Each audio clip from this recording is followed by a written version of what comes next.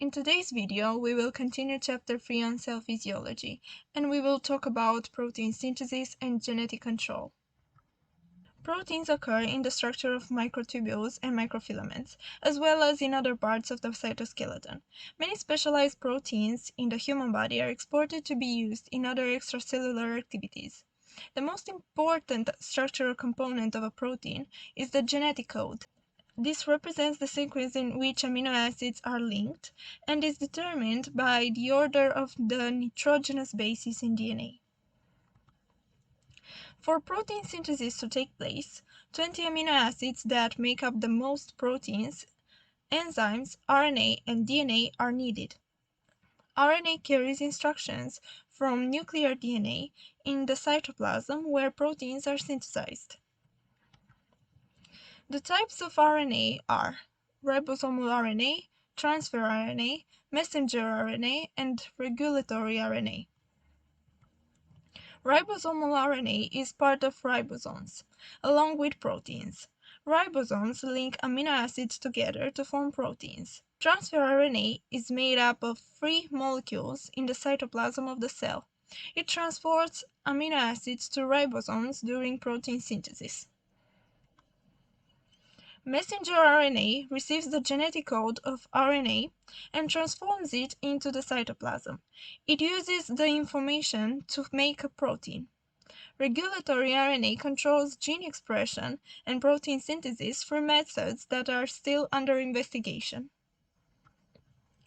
Protein synthesis has two stages, the transcription and the translation. This is the first stage of protein synthesis and occurs when a strand of messenger RNA is synthesized based on the principle of the complementarity of nitrogenous bases in DNA. The RNA polymerase enzyme binds to one of the DNA molecules of the double helix. The other strand remains dormant. The RNA polymerase enzyme reads the nucleotides of the DNA chain. The nucleotides, arranged by the enzymes according to the principle of base complementarity, determines the messenger RNA. For example, when DNA has cytosine, adenine, thymine, and guanine, RNA has guanine, uracil, adenine, and cytosine. The chain of messenger RNA extends until a signal is received to end the process. The nucleotides of the chain of messenger RNA are read in groups of three codons.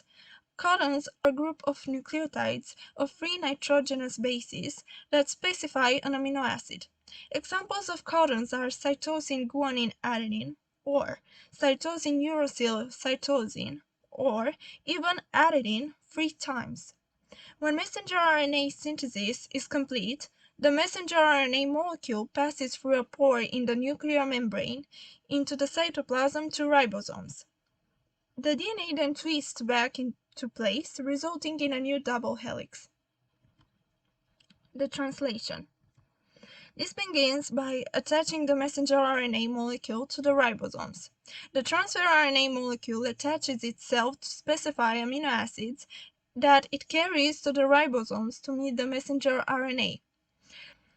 The messenger RNA molecule then exposes its bases in sets of 3 codons. The transfer RNA molecule has an anticodon that pairs with the bases in the complementary codon. Therefore, the codon of the messenger RNA molecule together with the anticodon of the first transfer RNA molecule causes the bases to pair. The amino acid from the second transfer RNA molecule is positioned next to the first amino acid to which it will be linked by an enzyme. The first transfer RNA molecule then returns to the cytoplasm to look for another amino acid. The ribosome then moves on to the messenger RNA with a codon. This process continues until a stop codon is encountered. There are 3 such codons. They tell the ribosome to stop adding amino acids when the protein is complete. The synthesized protein is removed from the ribosomes for further processing. It can be modified by the Golgi apparatus. Stored in the secretory vesicles, it can serve as a digestive enzyme in lysosomes or can become a cellular structural component.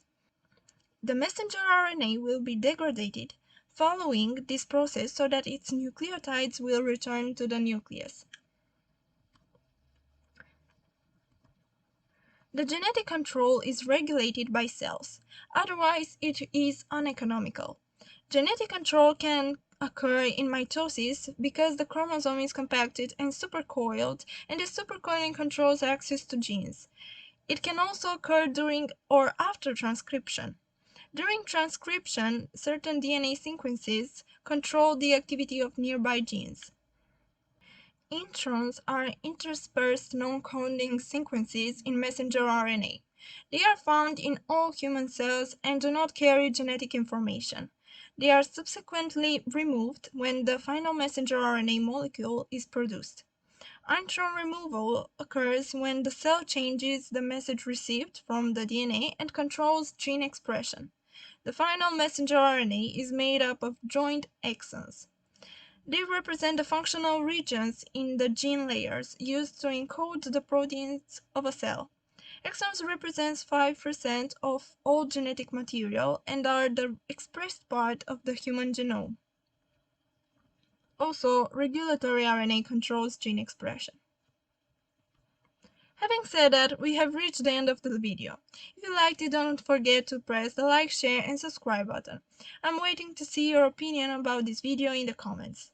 If you have any questions, please contact me on the social media networks, Instagram or Facebook. Have a nice week.